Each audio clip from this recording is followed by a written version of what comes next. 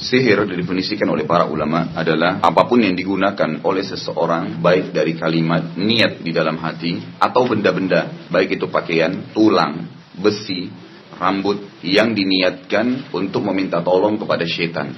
Seorang laki-laki misalnya atau seorang wanita menyukai lawan jenisnya. Kemudian dia membawa segelas air saja dan dia bilang mudah-mudahan dia setelah dia minum air ini dia suka sama saya. Misal contoh. Maka itu sudah cukup untuk bisa ditunggangi oleh syaitan yang ada di sekitar kita untuk menjadi alat sihir. Nanti benar-benar ada kecenderungan dari orang itu. Tapi pengaruhnya tidak besar.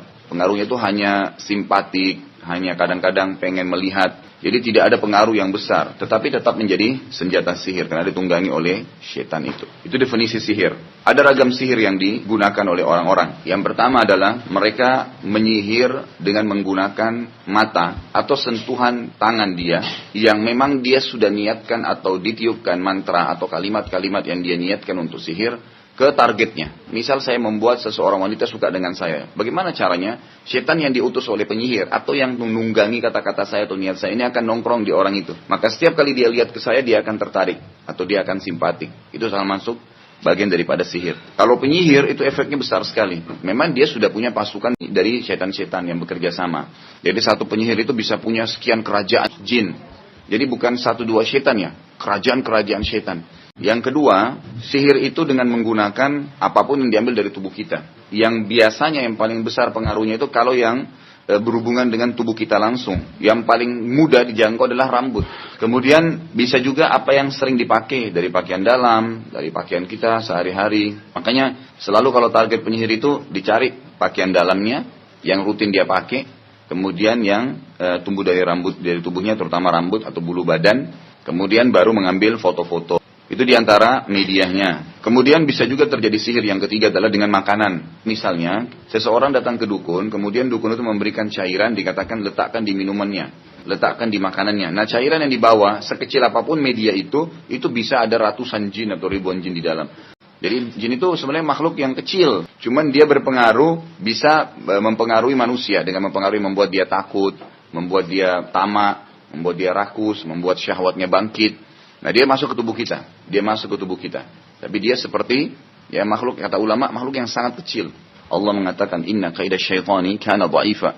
Syaitan itu sebenarnya sangat lemah. Dia cuma bisa bisik-bisik. Dia bisa masuk ke tubuh walaupun yang dikirim ke dalam tubuh kita dia nggak bisa buat apa-apa. Dia hanya bisa mempengaruhi tadi ya apa yang merupakan karakter kita atau bawaan kita sehari-hari. Dia hanya bisa membuat kita marah, membuat kita takut. Nah, itu yang dipancing sama dia. Kalau kita bisa kontrol emosinya lagi marah misalnya, atau kita lagi takut, kita melawan, dia nggak bisa buat apa-apa. Lalu dari mana ada orang melihat setan jin besar badannya? Karena dia takut pada setan itu, dan dia memang membayangkan makhluk setan itu seperti itu. Kalau ada rumah yang orang bunuh diri, pagarnya 10 meter misalnya. Di situ ada orang bunuh diri. Kita selama lewat di depan pagar 10 meter itu, baru 1 meter pertama, 1 meter kedua, setan di sekitar rumah itu akan bisikin kita terus. Tuh yang bunuh diri perempuan, rambutnya panjang, matanya belalak, keluar darah dari hidungnya. Ini sementara kita jalan ya, sebelum tiba di ujung pagar itu. Kalau kita takut, balik ke sana, betul-betul kita lihat nanti itu. Dari mana penampakannya? Ya, kata sebagian ulama, manusia itu kalau takut atau marah, ya atau berani, semua itu mengeluarkan ada energi yang dia keluarin. Energi itu diserap sama dia. Nah, kalau dia serap, dia bisa menjelma seperti apa yang kita bayangkan tadi. Atau kita sendiri yang buat itu. Makanya kalau ada teman kita jalan di sebelah ditanya, kamu lihat nggak? Dia bilang nggak. Karena dia nggak takut. Orang yang nggak takut sama syaitan, maka syaitan malah lari dari dia. Allah Subhanahu Wa Taala pencipta kita dan pencipta syaitan-syaitan itu sudah mengatakan, A'udzubillahi minasyaitonirrajim, fala takhafuhum wa khafuni in kuntum mu'minin. Inna dzalikumusy syaitanu yukhawifu awliya'ah. Itulah syaitan-syaitan menakut-nakuti para orang-orang yang takut padanya. Maka jangan kalian takut kepada mereka. Fala takhafuhum wa khafuni, dan hanya takutlah kepadaku, kata Allah, sebagai pencipta semua itu, in kuntum mu'minin, kalau kalian beriman. Kita pindah sekarang ke penyihirnya. Nah, penyihir ini bertingkat-tingkat. Tingkat yang paling tinggi, dan ini penyihir yang paling kuat istilahnya di kalangan mereka.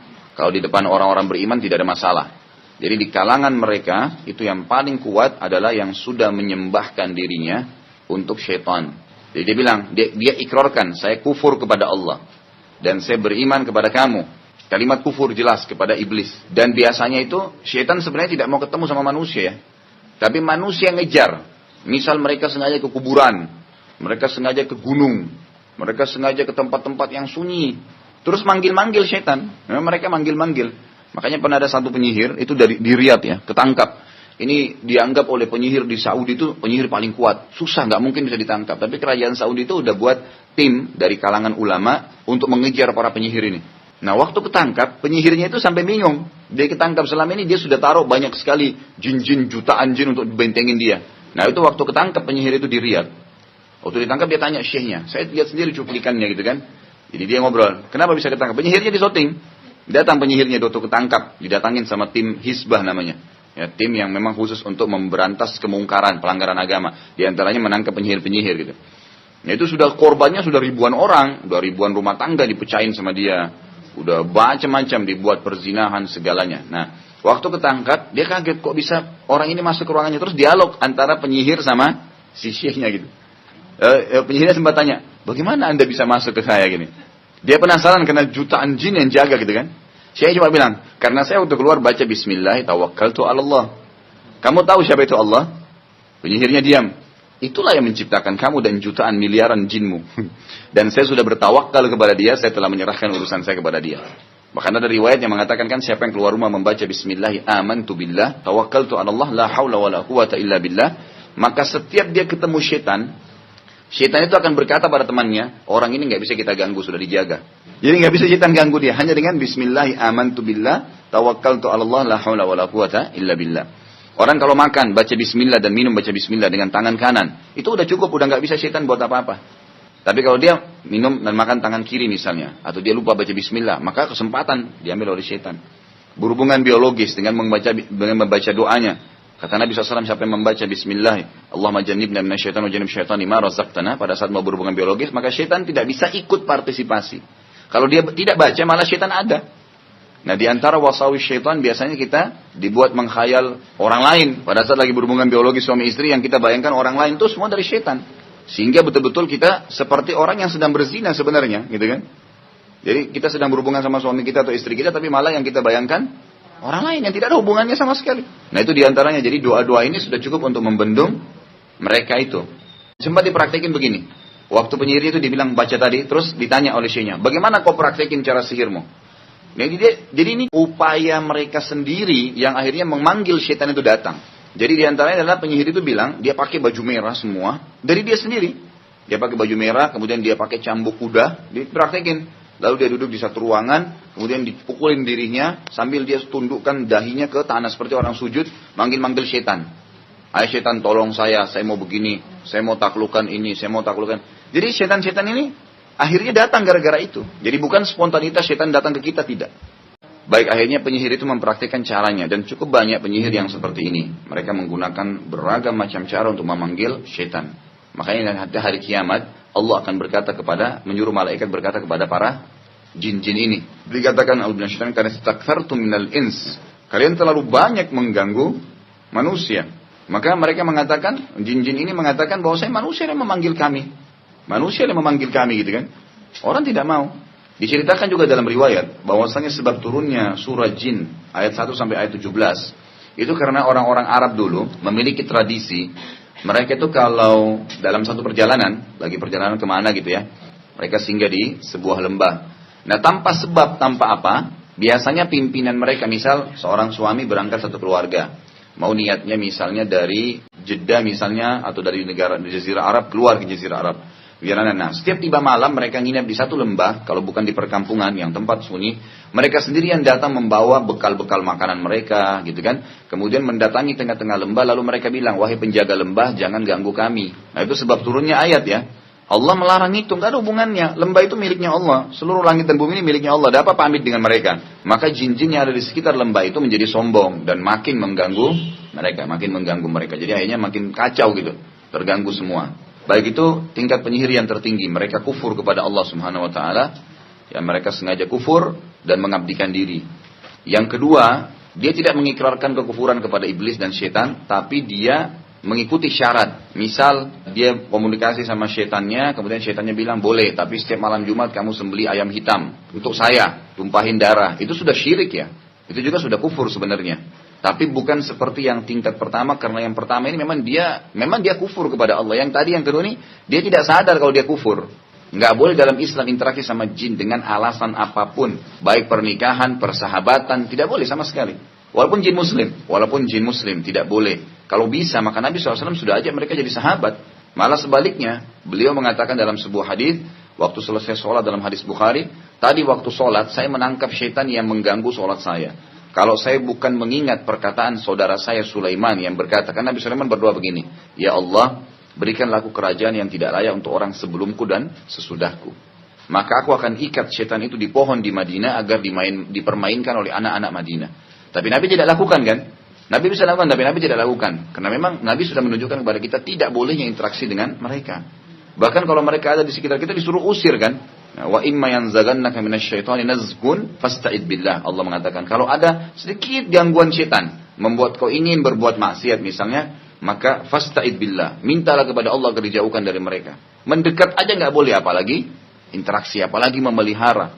Karena memberikan makan mereka, mengurus mereka itu berarti ada ya kerjasama. Dan ini tidak boleh, dilarang dalam Islam, gitu.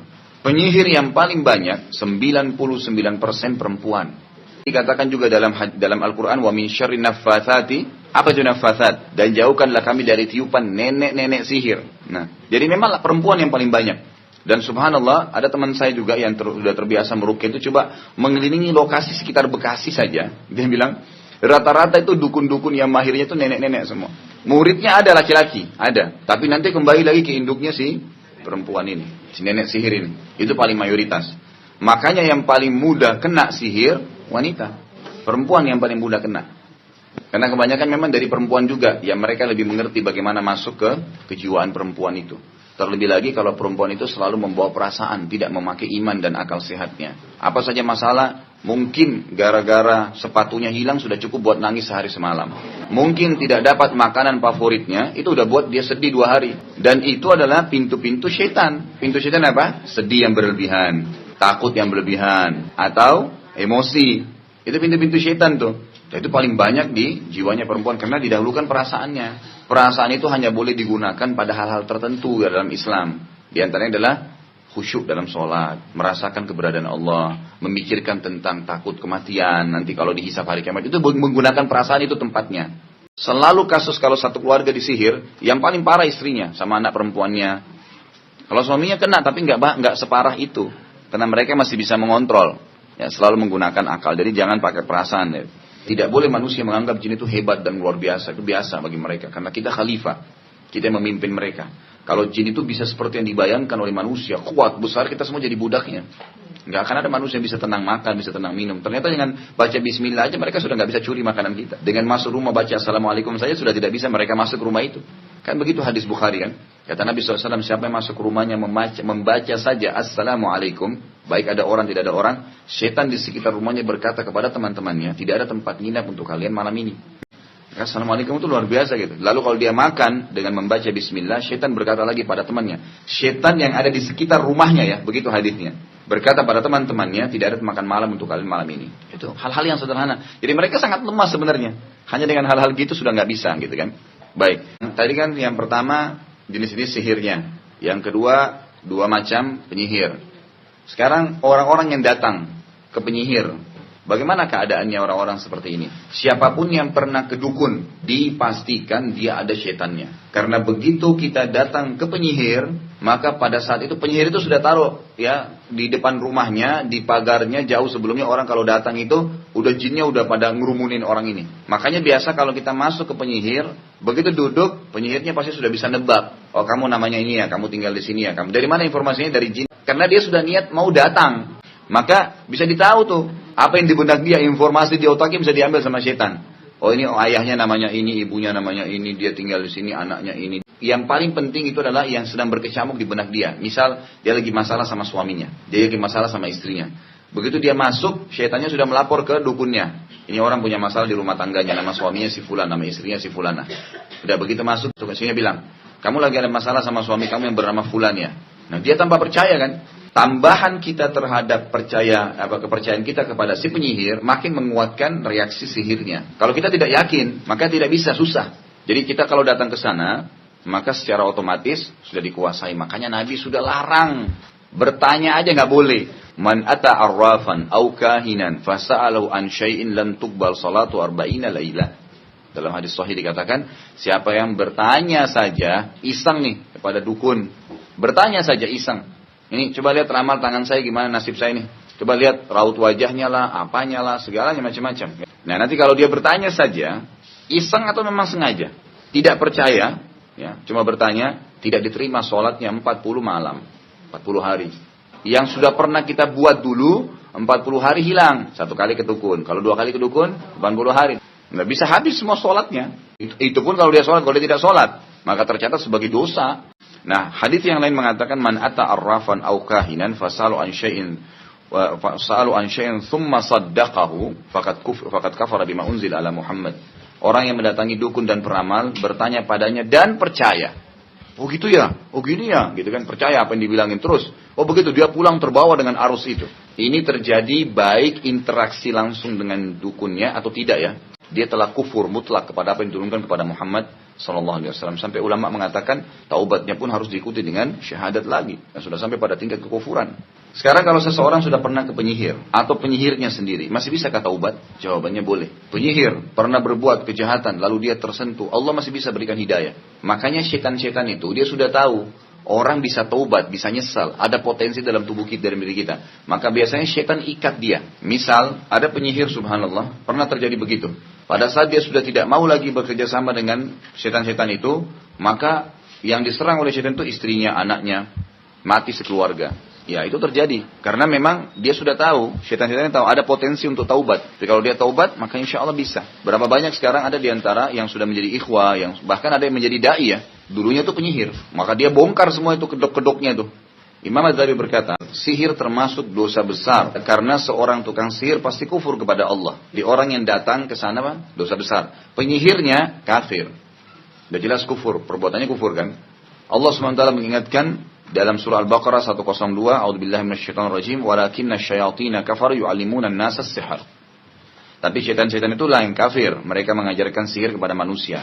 واتبعوا ما تتلو الشياطين على ملك سليمان وما كفر سليمان ولكن الشياطين كفروا يعلمون الناس السحر وما أنزل على الملكين ببابل هاروت وماروت وما يعلمان من أحد حتى يقولا إنما نحن فتنة فلا تكفر فيتعلمون منهما ما يفرقون به بين المرء وزوجه وما هم بضارين به من أحد إلا بإذن الله ويتعلمون ما يضرهم ولا ينفعهم ولقد علموا لمن اشتراه ما له في الآخرة من خلاق ولبئس ما شروا به anfusahum law kanu ya'lamun.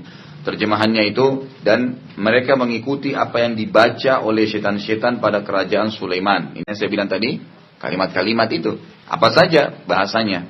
Dan termasuk yang berbahaya sekali, karena bisa saja huruf-huruf Al-Quran itu digunakan sebagai media sihir. Kapan ditambah sehuruf, dikurangi sehuruf, memasukkan nama orang, memasukkan bahasa daerah ya, bahasa kita. Misal dibaca ayat, tengah-tengahnya diputus, dimasukkan nama orang. Nah, itu sudah bisa menjadi media sihir, karena bertambah sehuruf, berkurang sehuruf sudah bukan lagi ayat Al-Quran. Dan mereka mengikuti apa yang dibaca oleh syaitan-syaitan pada masa kerajaan Sulaiman.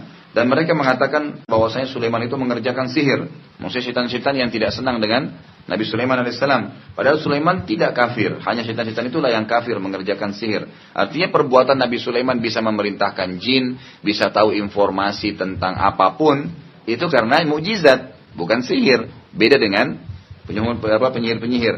Mereka mengajarkan sihir kepada manusia dan sesuatu yang diturunkan kepada 2 orang malaikat di negeri Babil, yaitu Harut dan Marut. Ada 2 malaikat bernama Harut dan Marut. Keduanya ini dalam banyak riwayat mengatakan, ya Allah berikanlah kami hawa nafsu sebagaimana engkau memberikan kepada manusia. Lalu Allah mengatakan, kalian tidak akan mampu hidup. Dari malaikat tidak ada hawa nafsunya ya. Malaikat itu betul-betul disuruh sujud sampai Allah matikan. Dia tidak bergerak, tasbih ya bertasbih. Beda dengan manusia. Manusia memang punya hawa nafsu, bisa dia ikutin, tidak ikutin itu kembali ke diri dia. Gitu. Maka keduanya ini pada saat diberikan hawa nafsu, ternyata mereka betul. Mereka tetap minta kepada Allah, Allah kasih. Tapi dengan syarat, kalau mereka tidak bisa kontrol, maka mereka akan dihukum oleh Allah Subhanahu Wa Taala. Akhirnya kedua malaikat ini, pada saat diberikan hawa nafsu, mereka betul-betul tidak bisa mengontrol seperti Allah yang Allah bilang. Di antaranya, mereka mengajarkan kepada manusia sihir. Ya, mereka mengajarkan kepada manusia sihir. Jadi bagaimana supaya orang bisa disuka oleh lawan jenisnya. Kan yang terjadi itu gitu kan. Atau mengambil haknya orang lain, hartanya. Itu yang dilakukan gitu. Dikatakan di sini seperti yang diturunkan kepada dua malaikat di negeri Babilonia di Irak, di wilayah Irak, yang bernama Harut dan Marut. Sedang keduanya tidak mengajarkan sesuatu kepada seorang pun sehingga mereka mengatakan. Jadi selain setan-setan, juga ada yang mengajarkan sihir dari kalangan malaikat. Tapi malaikat ini mereka memang sudah melanggar hukum Allah SWT. Waktu mereka dikaruni hawa nafsu dan mereka mengajarkan kepada manusia, karena terpaksa mereka ajarkan, sudah terlanjur hawa nafsunya ada gitu kan. Nah mereka selalu mengatakan kepada orang yang mau belajar, sesungguhnya kami hanya cobaan bagi kalian. Oleh karena itu, janganlah kamu kafir, jangan pelajari ini. Tapi malaikat itu tidak bisa ngontrol dirinya, karena sudah dibawa dengan hawa nafsu. Cuma yang bisa lakukan adalah mengingatkan saja gitu kan. Maka mereka mempelajari dari kedua malaikat itu sesuatu yang dengan sihir itu mereka dapat menceraikan atau menceraikan antara suami dan istrinya. Dan mereka itu adalah ahli sihir dan mereka itu tidak memberi mudarat, maksudnya ahli sihir ya, dengan sihirnya kepada seorang pun kecuali dengan izin Allah. Ada 2 poin dulu di sini. Yang pertama, yang paling banyak 99% sihir itu untuk menguasai lawan jenis, menceraikan suami istri. Jadi ingat ya, target sihir itu di situ. Target sihir di situ, maka jangan buka pintunya, jangan buka pintunya. Dan mereka itu ahli sihir tidak bisa memberikan mudarat dengan sihirnya kepada siapapun kecuali dengan izin Allah. Maksudnya apa? Apakah Allah memberikan orang menyihir orang lain? Bukan. Maksudnya adalah sunnatullah. Allah kan sudah menciptakan apapun, termasuk racun ya. Racun kan ciptaan Allah. Sekarang sudah menjadi sunnatullah kalau ibu makan racun, minum racun, mati nggak? Bangkai ayam misalnya halal ya. Tapi kalau sudah jadi bangkai, udah haram. Karena kita disuruh makan halalan thayyibah. Halal yang Allah beri dan thayyibah itu berkualitas. Kalau sudah rusak nggak boleh. Tapi ada orang iseng sengaja makan bangkai, sakit, mati. Sunnatullah kan? Karena dia melanggar. Artinya ada Allah ciptakan baik dan buruk. Allah sudah ciptakan sihir. Allah ciptakan setan-setan. Tapi Allah larang untuk mengikuti mereka. Nggak boleh. Yang mengikuti kena sunnatullah. Kena sunnatullah artinya yang gunakan sihir ya kena hukum-hukum itu. Jadi Allah nggak ridho orang berbuat sihir. Allah nggak ridho orang berbuat sihir. Tapi sudah menjadi sunnatullah kalau orang melakukan sihir kena. Setan-setannya akan masuk. Kemudian dikatakan di sini dan mereka mempelajari sesuatu yang memberikan mudarat kepadanya dan tidak memberikan manfaat. Ini jawaban tentang sihir. Bermanfaatkah sihir? Jawabannya tidak. Sama sekali nggak ada manfaatnya. Tidak ada manfaatnya. Untuk orang yang kita sihir, kita sedang menyakiti dia, menzalimi dia. Sampai ulama mengatakan sihir itu tumpuk-tumpuk dosanya ya. Melakukan sihir sendiri sudah dosa. Interaksi sama penyihir dosa. Interaksi dengan penyihir berarti interaksi dengan jin, dosa. Interaksi juga atau mengirim jin kepada orang lain sehingga orang ini kena sihir, kita menyakiti dia, zalim, dosa lagi. Banyak sekali dosanya itu. Kemudian kita pada saat, jangan pikir setan akan diam ya. Kita kalau sudah berhasil menyihir orang, itu kesempatan luar biasa setan gerilya agar kita cepat nih mumpung. Kemudian dia takluk nih. Lalu berzina, dizinai, diperkosa, diapa segala macam. Atau curi hartanya, beragam macam yang dilakukan. Bertumpuk lagi dosa lain. Mencurilah, menzalimilah, memerkosalah, beragam macam hal yang tumpuk di situ. Jadi itu bahaya sekali efeknya.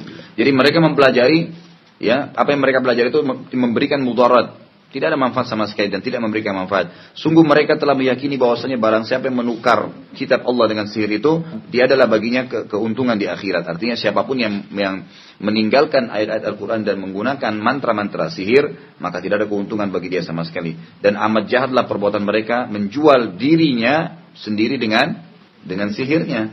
Artinya dengan penyihir, dengan dukunnya, dengan setannya. Kalau mereka mengetahui hal tersebut. Syaitan yang terlaknat ya, sama sekali tidak memiliki tujuan apapun dalam mengajarkan sihir kepada manusia melainkan agar manusia membuat sekutu untuk Allah. Nggak ada tujuan lain. Hukum had. Apa itu had? Had itu menggunakan benda dalam menghukumnya. Seperti orang pencuri dipotong tangannya. Orang zina dicambuk, itu namanya had. Hukum had atas orang yang melakukan sihir adalah dibunuh. Penyihir itu nggak boleh lagi, ya, nggak ada toleransi. Karena sihir itu adalah kufur kepada Allah atau menyebabkan kekufuran. Nabi SAW mengatakan atau bersabda, "Ijtanibus sab'al mubiqat." Jauhilah 7 dosa yang membinasakan. Kemudian beliau menyebutkan salah satunya adalah sihir. Maka hendaklah seorang hamba takut kepada Rabb-nya dan tidak masuk ke dalam sesuatu yang dapat merugikan dunia dan akhiratnya. Dalam riwayat kata Nabi SAW di dalam hadis yang sahih riwayat Tirmidzi dalam Kitabul Hudud dikatakan haddus sahir darbatun bis saif. Hukuman bagi seorang tukang sihir adalah dipenggal dengan pedang. Penyihir nggak boleh lagi ditoleransi. Akan tetapi yang benar bahwa hadis ini adalah dikatakan mauquf. Ya, mauquf itu hanya sampai kepada pernyataan sahabat, bukan pernyataan Nabi SAW. Tapi Tirmidzi mengatakan sanadnya sahih. Kemudian yang kedua, yang ini yang memperkuat adalah riwayat Imam Ahmad dengan sanad yang sahih bahwasanya di zaman Umar menjadi khalifah, seorang gubernurnya yang bernama Bajala bin Abdah. Beliau berkata, telah datang kepada kami surat Umar, ya, setahun sebelum wafatnya, yang isinya, hendaklah kalian membunuh setiap tukang sihir laki-laki dan tukang sihir perempuan. Semua tidak boleh dibiarkan hidup karena berbahaya. Dengan matinya mereka maka berarti habis semua kejahatannya. Dari Abu Musa radhiyallahu anhu dia berkata bahwasanya Nabi sallallahu alaihi wasallam bersabda, ya, dalam hadis yang diriwayatkan Imam Ahmad, "Thalathatun la yadkhuluna al-jannah mudminu khamrin wa qati'ur rahimin wa musaddiqu bis-sihr." 3 orang yang tidak akan masuk surga, pecandu minuman keras, khamr, maksudnya kalau dia meninggal tidak sempat taubat. Orang yang memutuskan tali silaturahim, meninggal sampai tidak sempat taubat. Dan orang yang membenarkan sihir. Baik dia melakukannya langsung, tukang sihirnya, atau orang yang datang, atau dia hanya mendukung. Sama semua. Kemudian disebutkan juga Ibnu Mas'ud radhiyallahu anhu secara marfu, ar-ruqa wa tamaim wa tiwala syirkun. Jampi-jampi, tamimah, dan tilawah, ya, adalah perbuatan syirik. Apa itu tiwalah? Adalah salah satu jenis sihir yang menyebabkan bertambahnya cinta seorang istri kepada suaminya. Atau sebaliknya. At-tamimah adalah biji-bijian yang dikalungkan oleh orang-orang yang jahil pada diri mereka atau pada anak-anak mereka serta binatang ternak mereka di mana mereka mengira bahwasanya itu dapat menolak penyakit ain. Apa itu penyakit ain? Bagian dari sihir juga ya. Tapi ini terjadi karena iri dengki hati seseorang. Dia enggak kedukun, tapi karena matanya dia panas, hasud, suka iri dengan orang. Kenapa orang itu begini ya? Kenapa orang itu putih? Kenapa orang saya tidak? Kenapa orang itu cantik? Kenapa saya tidak? Kenapa orang itu kaya? Kenapa saya tidak? Gitu, hasud dalam hatinya. Nah, setiap kali ketemu sama orang itu selalu hatinya dibuat busuk sama dia. Nah, ini ditunggangi oleh syaitan yang ada di sekitar situ. Bisa menjadi mata panas namanya. Ain. Makanya Nabi SAW mengatakan dalam hadis lain, Inna lil aini lal haq. Mata panas itu benar. Bahkan dikatakan oleh Nabi SAW, setelah takdir Allah yang paling banyak membuat umatku mati dari penyakit ain. Penyebab kematian tuh. Jadi misal ada anak kecil lucu, cantik atau gagah gitu kan, lalu ada orang datang hasud, dia nggak punya anak begitu. Oh lucu ya, tapi dia bukan murni memuji. Hatinya, kenapa ya anak ini begini? Itu sakit anak kita. Bahkan bisa dengan sakitnya ajalnya datang meninggal. Memang ajal sudah datang, tapi sampai begitu.